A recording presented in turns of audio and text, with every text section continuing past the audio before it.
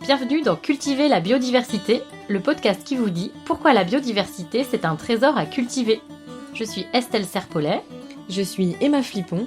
Nous sommes ingénieurs agronomes spécialistes de la biodiversité cultivée et passionnés par la sélection participative.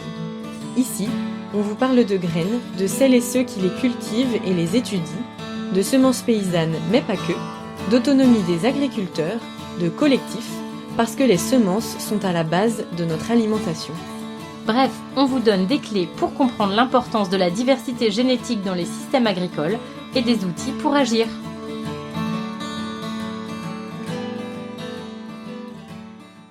Cultiver la biodiversité, épisode 8. Rencontre avec Lauriane Miéton. Avec Estelle, dans notre travail de tous les jours, on se focalise plutôt sur les espèces végétales qu'on appelle les grandes cultures, une catégorie qui rassemble les céréales, mais aussi les protéagineuses comme les pois et les lentilles, et puis les oléagineuses, toutes les plantes qui permettent de faire de l'huile, comme par exemple le tournesol. Et surtout, nous, on travaille majoritairement sur les céréales. Et donc, dans la continuité de la production de céréales, il est aussi nécessaire et super intéressant de parler de leur transformation. Parce que la transformation, elle fait aussi le lien avec la biodiversité cultivée. On cultive pour se nourrir et donc majoritairement, quand on se nourrit, on transforme les aliments. Donc dans cette interview, on va vous parler de pain, et plus précisément de pain au levain, de fermentation et de digestibilité. On accueille aujourd'hui Lauriane, qui a réalisé une thèse à INRAE au sein de l'unité mixte de recherche nommée Sciences pour l'œnologie. La thèse a étudié l'influence de la mouture et des pratiques de fermentation sur la biodiversité microbienne et sur la qualité du pain. Donc on change un peu de biodiversité aujourd'hui, mais vous allez voir, c'est très lié à la biodiversité cultivée quand même. Bonne écoute! Bonjour Lauriane, je suis très contente d'être avec toi aujourd'hui pour cet épisode de Cultiver la biodiversité. Bonjour. Est-ce que juste tu peux rapidement te présenter en quelques mots et puis ensuite nous dire peut-être ce qui t'a amené à faire ta thèse? Oui, moi c'est Lauriane Miéton. Je suis à la base ingénieure agronome. J'ai été aussi boulangère. Et du coup, en commençant à apprendre le pain et en faisant de plus en plus à la boulangerie, j'ai commencé à me poser pas mal de questions sur les micro-organismes qui interviennent lors de la fabrication du pain au levain. Et ça m'a amené à prendre contact avec l'INRAE et plus particulièrement Delphine Sicard. Delphine Sicard qui du coup est ma directrice de thèse en effet. Donc on a construit toutes les deux un projet de thèse sur l'influence des techniques de mouture sur la biodiversité microbienne des levains. Et donc on a mis 1 an pour mettre au point ce projet et obtenir les financements. Et c'est comme ça que j'ai démarré une thèse en novembre 2019 à l'INRAE à Montpellier dans l'UMR SPO. Merci. Et juste avant de discuter un peu plus précisément de ton sujet de thèse, je vais te poser une question qu'on pose à tout le monde dans ce podcast-là. C'est pour toi, qu'est-ce que c'est la biodiversité cultivée et pourquoi c'est important? Alors la biodiversité cultivée, pour moi en fait ça met en lien l'interaction entre l'humain et son environnement et donc tous les micro-organismes ou tout ce qui est vivant autour de lui et du coup en fait l'évolution qu'il y a pu y avoir entre des pratiques notamment pour la biodiversité cultivée agricole, des pratiques agricoles et des plantes qui se trouvaient voilà dans l'environnement proches. Et c'est intéressant de voir ces interactions, de voir finalement qu'il y a une coévolution entre des plantes ou des micro-organismes et finalement les humains qui interagissent avec. Et c'est un peu ça qu'on étudie aussi avec le levain, puisque finalement c'est une pratique d'interaction entre des micro-organismes, des levures et des bactéries qui se trouvent dans le levain, et puis des gestes de femmes et d'hommes pour faire le pain et voilà, et interagir avec ce levain.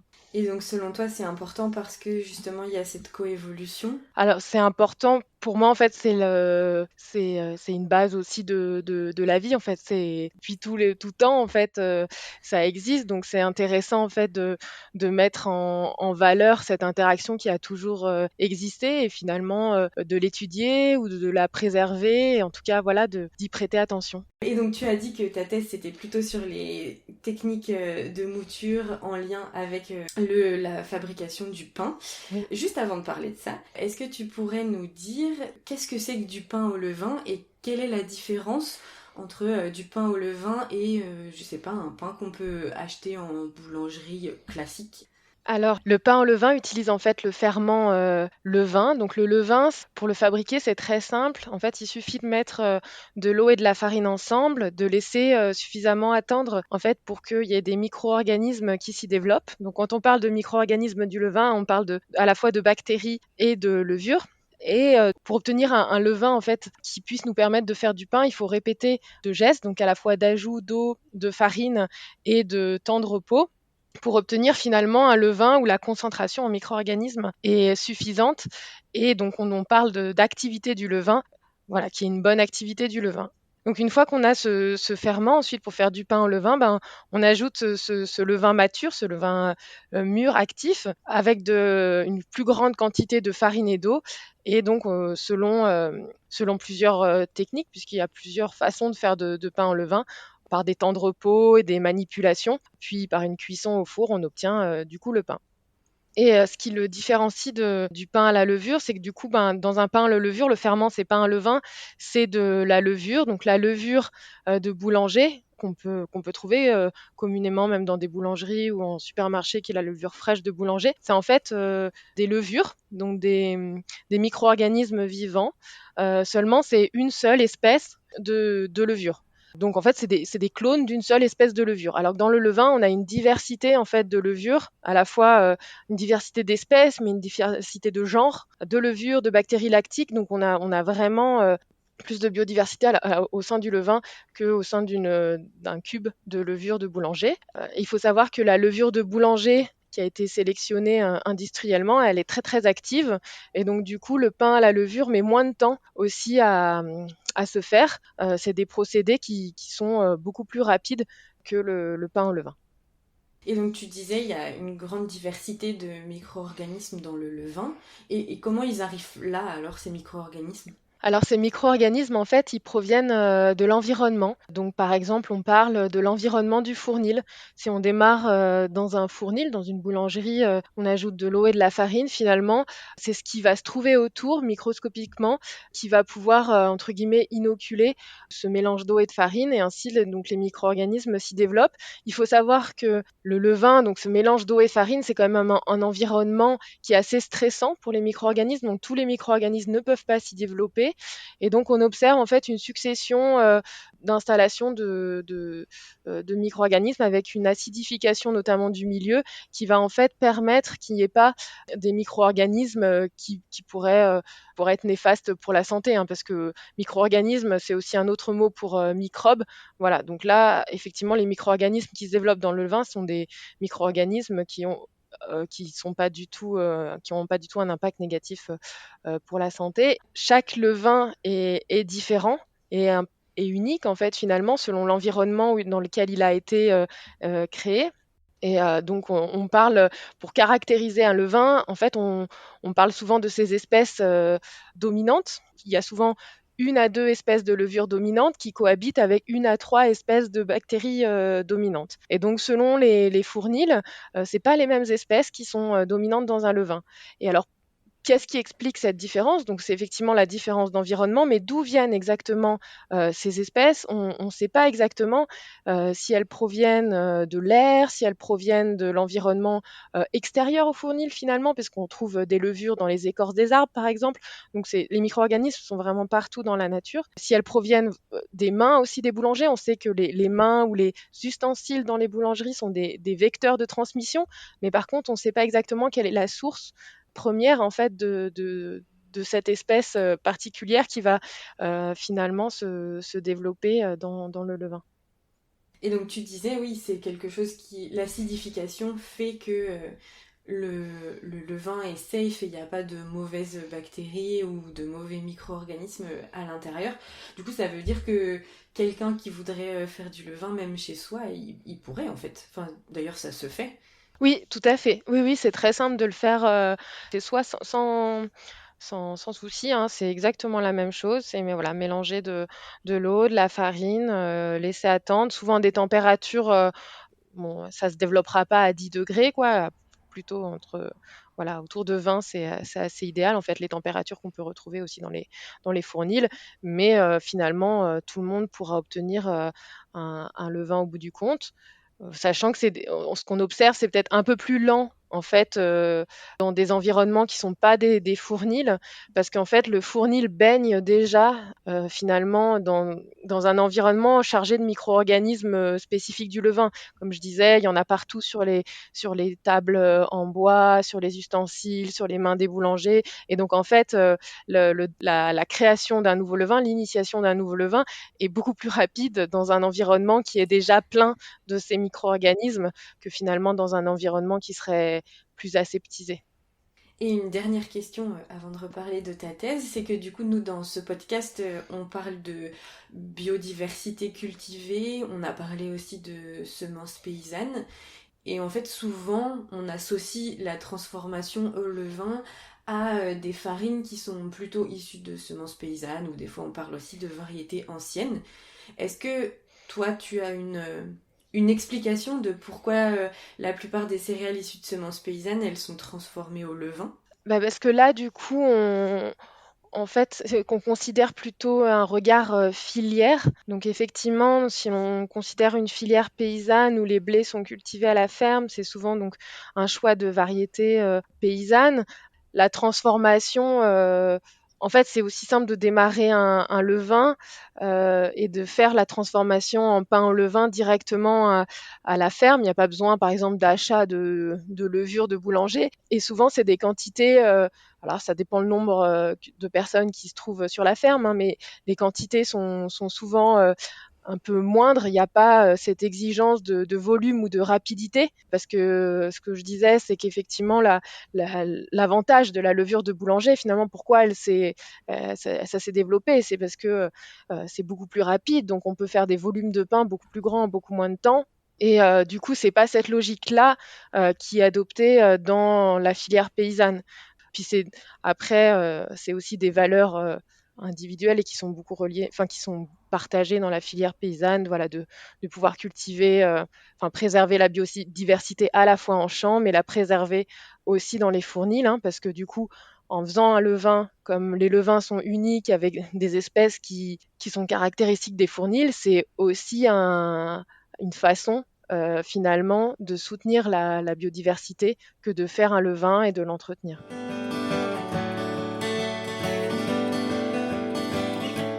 Et donc du coup, toi, tu as étudié spécifiquement, tu disais l'influence de la mouture et des pratiques de fermentation sur cette biodiversité microbienne et donc aussi sur la qualité du pain. Est-ce que tu peux nous présenter un peu plus précisément peut-être le déroulé de ta réflexion? Tu disais en plus que vous avez mis 1 an à réfléchir le sujet de thèse. Donc ça a été un peu quoi tes hypothèses? Et puis ensuite, comment tu as fait pour essayer de répondre à ces hypothèses-là? En fait, mes interrogations, elles ont démarré en tant que boulangère et vendeuse, en fait, suite à l'interrogation qu'on avait nous boulangers, mais aussi de la part des clients sur la différence qu'il pouvait y avoir entre une farine issue de meule de pierre ou une farine issue de cylindre.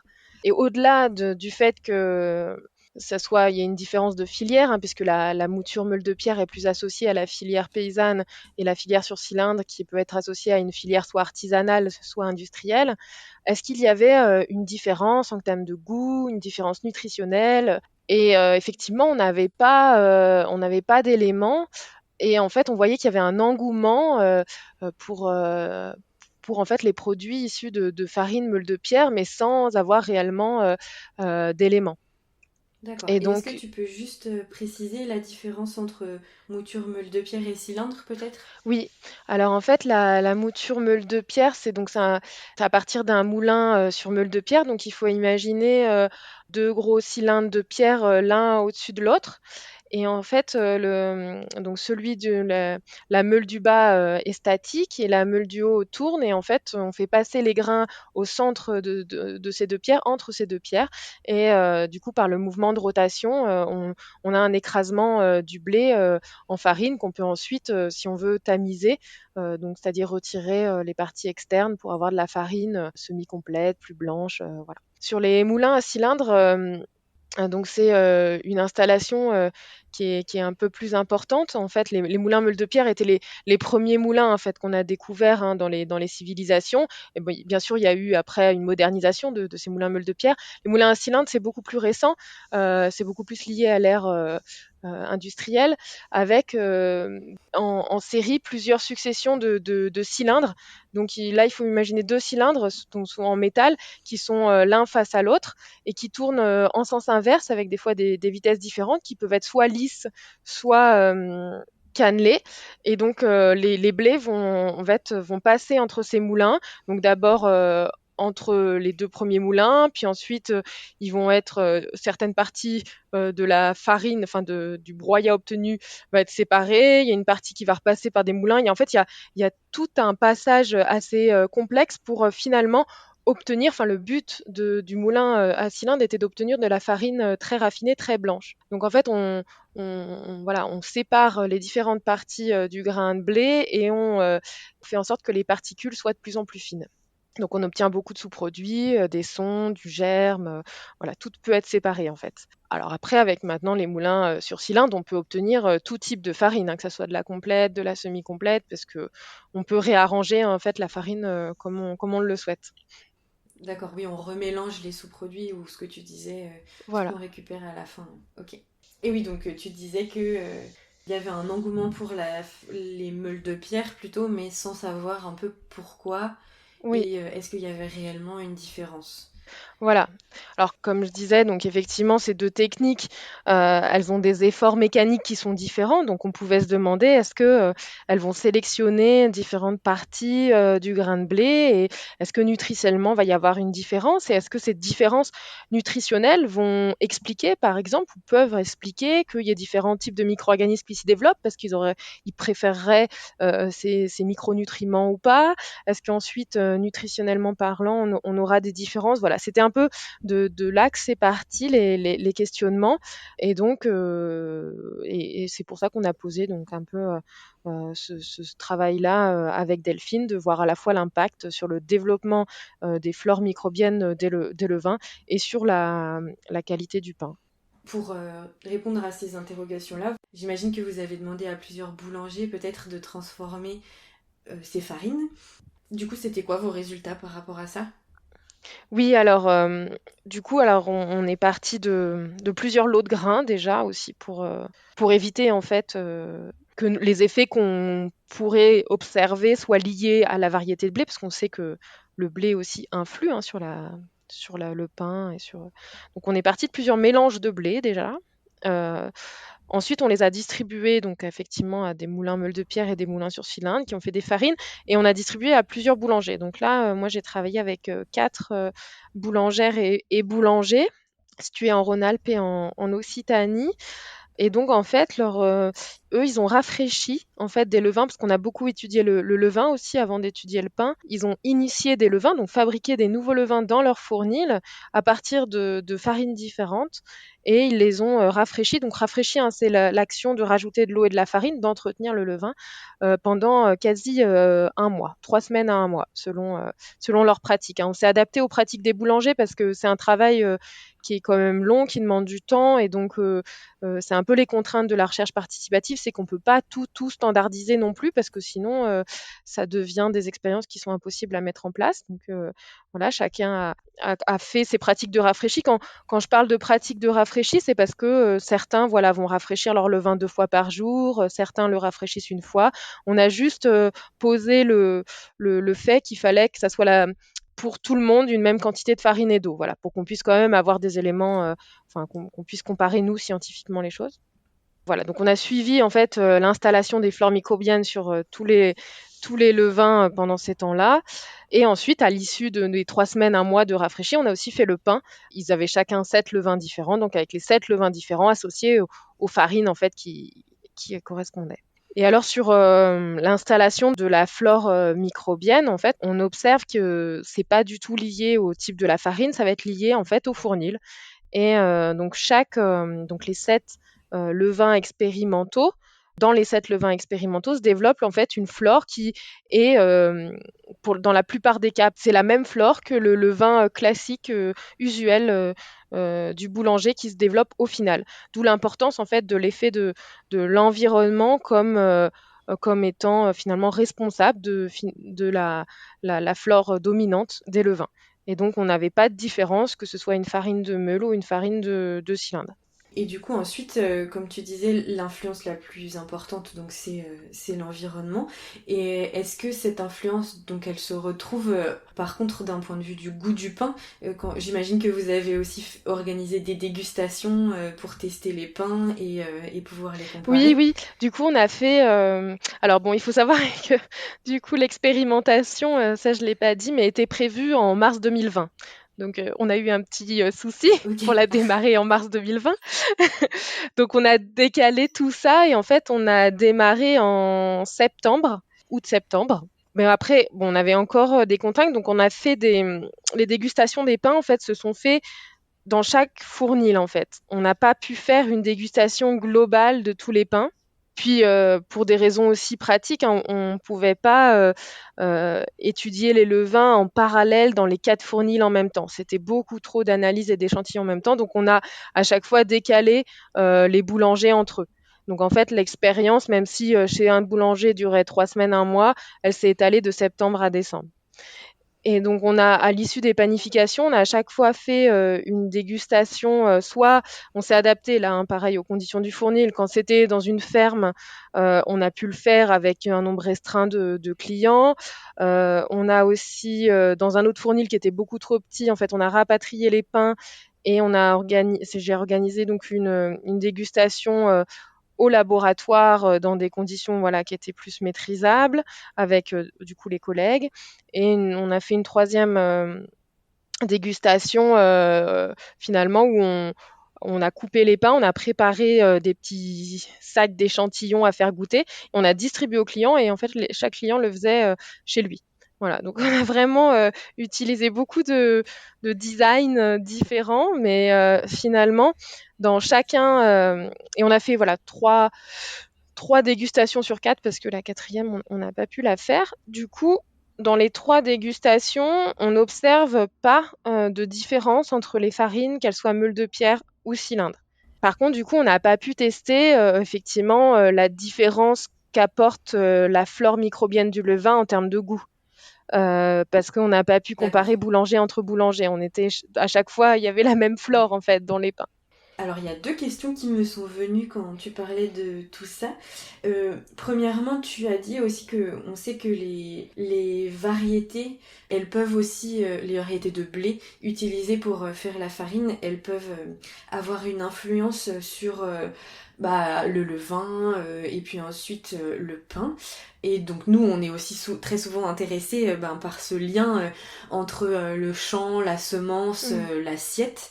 Et donc, est-ce que tu peux nous en dire un peu plus là-dessus, sur quoi elle peut avoir une influence, la variété, et comment? Oui, c'est moi ma spécialité, mais Ok. effectivement, de ce que j'ai pu lire et ce que j'ai eu, c'est que la variété peut influencer notamment sur les arômes, sur aussi voilà la couleur. J'ai plus en tête là les noms des études, mais c'est vrai que ça a été souvent fait et puis ça a été aussi validé par des tests de dégustation avec souvent des différences en fonction des variétés de blé qui sont utilisées. Ok. Et tu as parlé aussi de recherche participative. Donc, est-ce que tu peux nous décrire un petit peu plus précisément ce que tu entends par recherche participative?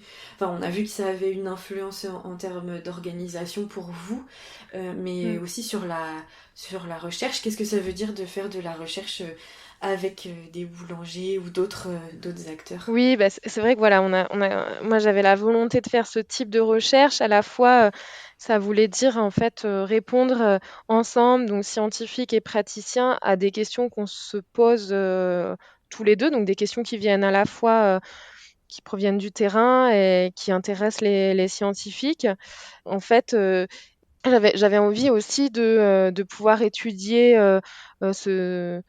ces impacts en fait dans des conditions qui sont assez proches des conditions réelles finalement. En fait, de prendre en compte l'environnement, comme on voit que l'environnement, donc du fournil ou autre, a une influence en fait sur tous ces micro-organismes. Faire un levain en laboratoire, ça a aussi un impact finalement. Donc moi, j'avais envie de prendre en compte cet effet environnement. Donc naturellement, cette démarche en recherche participative finalement où on pouvait travailler avec les boulangers pour avoir des pains, des levains qui soient dans des conditions les plus proches possibles. Voilà, c'était tout à fait adapté. Et c'est vrai que c'est très riche cette façon de faire puisqu'on a les questionnements scientifiques et des praticiens, elles sont très complémentaires et même la manière d'aborder les choses, en fait, chacun apprend. Et ça, c'est vrai que c'est une démarche très intéressante de voir l'intérêt à la fois des praticiens dans comment ça se passe, une démarche scientifique, comment on fait pour pouvoir participer à l'élaboration de données scientifiques et à la fois du côté des scientifiques, ben, ok, on s'intéresse vraiment à comment ça se passe dans un fournil. On apprend aussi, et du coup, c'est cet apprentissage des deux parties. Là, je caricature, hein, il peut y avoir plusieurs parties, mais ça permet aussi une stimulation collective et ça permet une motivation pour faire avancer le projet. Et finalement, au cours de l'expérimentation et au fur et à mesure qu'on avait les résultats, qu'on en discutait aussi ensemble, il y a une appropriation en fait des choses des deux côtés, hein, à la fois des résultats, même pour en parler, et voilà aussi bah, une satisfaction de pouvoir comprendre ce qu'on fait et puis savoir à quoi est relié le résultat. Et donc, moi, je crois beaucoup en ce type de recherche, aussi dans un but de communication au grand public, en fait, finalement, parce que ces résultats qu'on a obtenus, au moins, voilà, les boulangers, les meuniers qui ont participé à l'étude, c'est des choses qui peuvent relayer aussi. Et puis, le fait d'avoir discuté sur les résultats, sur les conclusions, ça permet après encore de se poser d'autres questions pour d'autres projets. Donc, il y a vraiment une continuité en plus dans la recherche participative qui est très intéressante.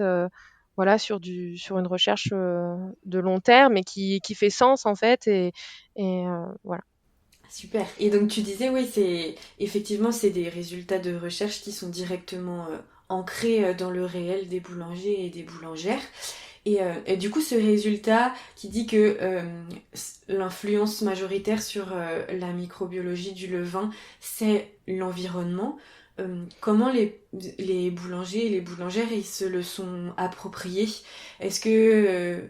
Enfin voilà, qu'est-ce que ça a changé dans leur travail? Est-ce qu'ils ont modifié des choses dans leur fournil pour favoriser leur levain? Alors, bah, ça dépend. Pour certains, c'est un résultat qui n'était pas non plus chamboulant. Et pour d'autres, c'était important parce que ça pouvait confirmer aussi une intuition.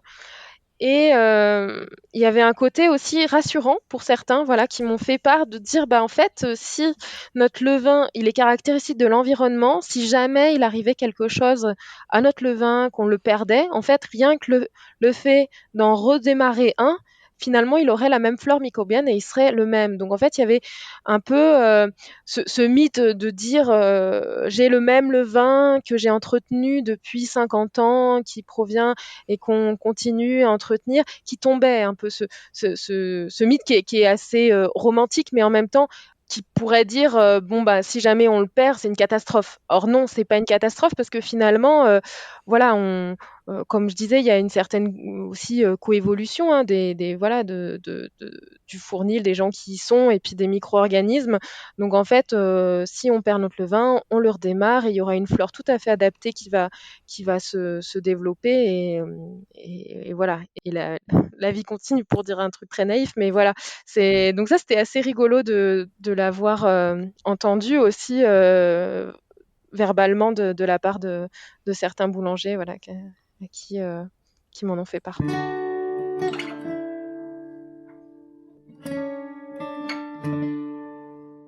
Ok, merci. Et du coup, je pense que là, on va aborder un sujet qui est très très souvent questionné ou abordé quand on parle à la fois de levain et de variétés paysannes, variétés anciennes en général.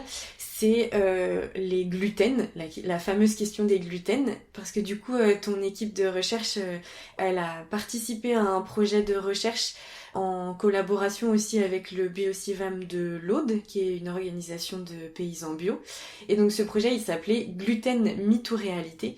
Et donc il avait pour objectif de comparer la digestibilité de pain et de pâtes qui étaient fabriqués à partir de différentes céréales, et donc de manière, on va dire, industrielle ou artisanale. Et est-ce que du coup tu peux nous dire déjà comment vous avez fait pour tester la digestibilité de ces produits, que ce soit du pain ou des pâtes, et puis ensuite peut-être quels ont été les résultats en fait. Est-ce que un levain ça permet une meilleure digestibilité que des levures comme tu disais? Est-ce que la variété a une influence? Enfin, je sais que vous avez testé énormément de paramètres, donc on va peut-être pas pouvoir tous les voir, mais peut-être les résultats majoritaires, on va dire, de cette étude-là. Alors, ouais, cette étude, elle voulait vraiment effectivement s'occuper de la digestibilité du gluten et sur l'ensemble en fait de la filière du grain au pain, en intégrant toutes les modalités. Donc, par exemple, elle a testé différents itinéraires de culture, différentes variétés, différentes moutures, différents ferments, donc le vin levure, différentes pratiques de panification, donc de la panification plus longue, de la panification en direct, différents fours, voilà. Enfin, vraiment j'en oublie peut-être, mais une diversité de pratiques tout au long de la filière. C'était vraiment ça le but. Et en fait, pour apprécier la digestibilité du pain, les analyses se sont faites in vitro. Donc in vitro, ça veut dire en laboratoire, il n'y a pas eu de tests cliniques avec des humains en fait qui ont mangé du pain. Donc ça se fait en fait par des étapes qui miment la digestion. Donc la digestion en fait, elle se fait dans notre corps grâce à plusieurs enzymes. Donc là en fait, les pains étaient broyés pour la première étape, la mastication. Puis ensuite, ils étaient soumis à différentes enzymes et ensuite on regarde à l'issue en fait de la dégradation ce qui est soluble ou pas soluble dans différents produits. Donc voilà. Il existe maintenant des systèmes comme plus robotisés en fait qui miment la digestion mais d'une façon encore plus précise. On appelle ça des digesteurs qui peuvent permettre de mimer de façon encore plus précise cette digestion. Là, ça donnait un premier, en fait, ce qu'on a, c'est moins que la digestibilité, c'est plus la solubilité des protéines. En fait, nous, on arrive à des résultats de savoir est-ce qu'il y a plus ou moins de protéines solubles, insolubles dans les pains faits avec les différentes modalités. Le lien entre la solubilité des protéines et la réelle digestibilité, il n'est pas vraiment établi. Il est pour l'instant, c'est intuitif entre guillemets, mais c'est quelque chose qui doit être vérifié et étudié en fait. Mais en tout cas, qui oriente déjà bien Voilà. les recherches, quoi. Voilà, c'est ça, c'est plus pour orienter les recherches. Et en fait, le principal résultat de cette étude, je le fais très simple, mais finalement, c'est l'impact du ferment. C'est ce qui avait le plus d'impact sur la solubilité des protéines. Et donc, effectivement, les pains au levain ont plus de protéines solubles que les pains faits avec de la levure. Ok, donc la diversité peut-être des micro-organismes permettrait de digérer plus de protéines et plus de molécules. C'est un peu ça l'hypothèse du coup. Alors, la diversité, mais également peut-être l'acidité aussi. On sait que voilà, le vin est plus acide, donc le pain au levain a une plus grande acidité. Et en fait, il y a des enzymes qui deviennent actives à une certaine acidité. Donc, des enzymes qui peuvent aider aussi à la digestion ou en tout cas, à la solubilisation des protéines. Donc, en fait, c'est vraiment l'ensemble du levain. Ce qu'on peut retenir du coup, c'est que le vin a vraiment une place prépondérante dans la transformation de pain. Donc à choisir, il faut préférer un pain au levain, quoi. Oui, voilà, c'est bon même si effectivement le lien n'est pas encore clair. Après, cette ce questionnement sur le gluten, il est parti quand même de quelque chose de très concret, de questionnaires sociologiques qui ont été faits avec pas mal de, j'ai plus le nombre, mais beaucoup de clients, enfin de mangeurs de pain, avec quand même aussi ce constat que le pain au levain est plus digeste. Voilà, bien sûr, c'est pas quelque chose qui était prouvé scientifiquement, mais c'était un ressenti assez partagé en fait. Et d'ailleurs, dans les résultats de l'étude, c'était aussi bien précisé que les personnes qui sont, par exemple, cœliaques, elles peuvent pas en manger. C'est plutôt les personnes qu'on dit intolérantes. Oui, oui, c'est ça. En fait, le gluten, il y a plusieurs pathologies, entre guillemets, liées au gluten. Il y a effectivement la maladie de cœliaque, et là, effectivement, c'est pas possible de manger un produit à partir de blé. Donc ça touche très peu de personnes. Il y a aussi des allergies.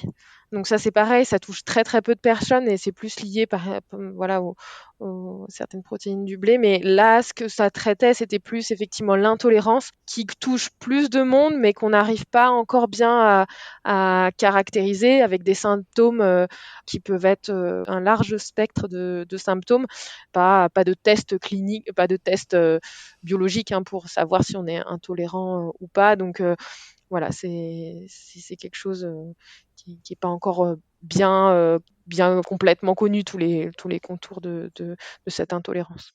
Eh ben, merci beaucoup. Et du coup, je vous invite, si vous voulez en savoir plus sur cette étude, on mettra aussi le lien dans la description de l'épisode. Mais il y a plusieurs séminaires, webinaires même, qui ont été enregistrés et déposés sur le site du Biocivam de l'Aude, donc qui s'appelle Gluten, mythe ou réalité, et qui sont super intéressants. Et ben, pour conclure cet épisode, Lauriane, je vais t'inviter peut-être à nous donner un peu ta variété ou peut-être ton espèce coup de cœur et nous dire pourquoi. Et puis nous donner une recette qui va avec. Bon, si c'est une recette de pain, ce sera peut-être un peu facile, mais voilà, ça peut aussi être une variété de plantes potagères pour changer un petit peu. Enfin voilà, est-ce que tu as une idée comme ça qui te vient de recette et de variété qui est liée à ça? Pour commencer, ça me lance. Moi, je suis une grande amatrice de pain depuis longtemps, de toute façon. Avec effectivement le pain j'en consomme beaucoup et moi j'aime beaucoup le pain semi-complet classique et j'aime beaucoup aller goûter en fait des pains d'endroits différents avec effectivement et j'aime la diversité des goûts et des textures qu'on peut trouver à la fois liées au levain, liées aux pratiques. Il y a tellement de choses qui influent qu'effectivement j'aime beaucoup cette diversité là et ça se mange, voilà, je peux manger du pain sans rien du tout, ça me va très bien. Après, voilà, moi je suis donc ça sera pas la diversité potagère, mais je suis dans une région de montagne. Donc c'est vrai que très classiquement et de façon, voilà, que j'apprécie beaucoup, on mange beaucoup de fromage aussi fermier, donc avec pareil une diversité, puisque le fromage peut aussi, on n'en parle pas, mais ça peut aussi se faire avec des sortes de levain. Et donc voilà, associer le pain au levain avec des fromages fermiers, c'est quelque chose qui va très bien en tout cas. Merci. Ok, et ben Merci, on a terminé. merci Beaucoup beaucoup Lauriane. à toi Emma et puis merci pour tout ce que vous faites avec ces podcasts, c'est super. Et voilà, maintenant vous en savez plus sur le pain au levain et sur sa digestibilité.